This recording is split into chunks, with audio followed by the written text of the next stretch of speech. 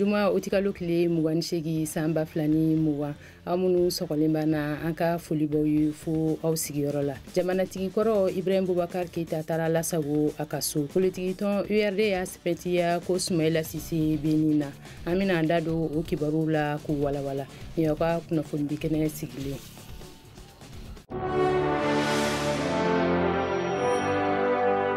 Ibrahim Boubacar Keita kelen ka walansɛmɛ ka bɔ jamana kuntigiya la tarata utikalo kile 18 samba flani mugan a tun bɛ lasago na sɔrdasiw bolo kati kan sunjata kɔnɔ walasa k'a ka lakana kɔlɔsi ka kunu alamisa sɔgɔma joona a taara lasago a ka so sɔrdasiw dara a kan ka taa bila a ka so sɛbɛnni kɔrɔ i n'a fɔ u dara kan ka na n'a ye kati cogo min na o b'u janto ala ye fana basigiko la Nigeria jamanakuntigi kɔrɔ Goodluck Jonathan na jɛɲɔgɔnw nana fɔ ka bɛn min na an ka fanga yɛlɛmabaw fɛ Bamako yan olu y'a ka laɲini dɔ tun ye Ibrahim Boubacar Keita ka kannabilako ye u tun bɛnna a ka labila ka taa a ka so hali n'a bɛ to lasago na u bolo ye Ibrahim Boubacar Keita labana ka ɲini sɔrdasiw fɛ u k'a to a ka taa a ka furakɛli la Dubai ni Émirats Arabes faaba kɔnɔ sɔrdasiw sɔnna o ma a bolo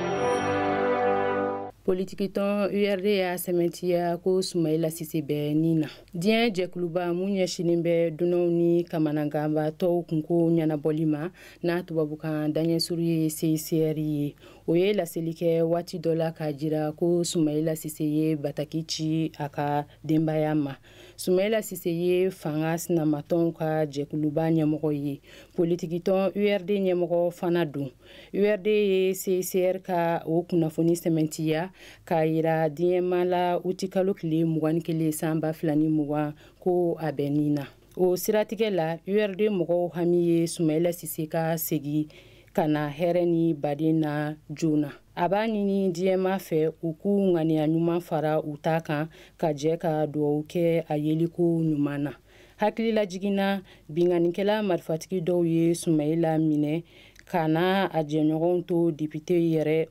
ko fɔ la ɲafunke cercle kɔnɔ marsikalo kile 25 sanba flani mugan o ni bi cɛ kojugubakɛla si kelen ma bɔ k'a kan bɔ k'a jira ko Sumaila Sise b'a a bolo lasago la Mali dɔnyo ye drogu Cannabis tonne 1 minɛ Segou dɔnso mun bɛ Segou u ka wilikajɔ sera ka to u ka tigɛ da drogu caman kan utikalo tile 24 sanba flani mugan drogu suguya mun bɛ wele Cannabis o tonne 1 don u tun dogolen bɛ charbon bɔrɔ dɔw jukɔrɔ kamiyɔnba dɔ kɔnɔ k'a kunda Bamako kan Segou dɔnso barakɛla dɔ y'a jira k'u sera k'u tɛgɛ da nin drogu in kan ka sababu kɛ sigimajɔ ye u ka baara kɔnɔna na drogu ni tun tilalen bɛ pakeni dɔw kɔnɔ o kelen giriya bɛ taga kilo 2 la an b'aw ladɔnniya ko drogu ni tɛmuru caman delila ka minɛ nin cogo la Bamako ni Buguni sani nin ka kɛ Bamako ta la Nigeria jamanaden dɔ tun bɛ ka drogu forogoni caman kunu a bɔtɔ lajinɛ tɛmuru yurugurulen caman fana minɛra Buguni min hakɛ bɛ taa sefa wari miliyɔn 200 la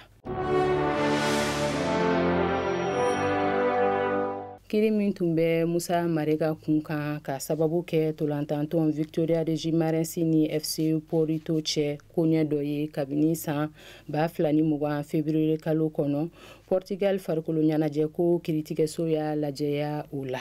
hakilina jigina Victoria de Gimarensi kanubaw y'u to tolantan filɛli hukumu kɔnɔ ka siyamoloma wale ta ka Musa Marega sɛgɛrɛ tolantan kɛnɛ kan o dusu kasibatɔ bɔra kɛnɛ kan ka taa a ka nisɔngoya jira kɛrɛfɛ o la o ma bɔ a labana ko waleya ni lagosili kɛ réseaux sociaux Instagram kan fo kiritigɛso min ɲɛsilen bɛ farikolo ɲɛnajɛ dansago wale ɲɛnabɔli ma o ye Musa Marega wele ka ko si dɔn kiri tigɛra u ni ɲɔgɔn cɛ kiri da diyara Musa Marenga la. An b'aw ladɔnniya ko Musa Marenga ye maliden ye min bɛ tolantan na Portugal jamana kɔnɔ. Nin bɛ dan sigi an ka bi kunnafoni na. Nin baara nin kɛra Amaku ni ANCD ka wuli ɲɔgɔnma kɔnɔ. Aw k'an bɛn siɲɛ wɛrɛ.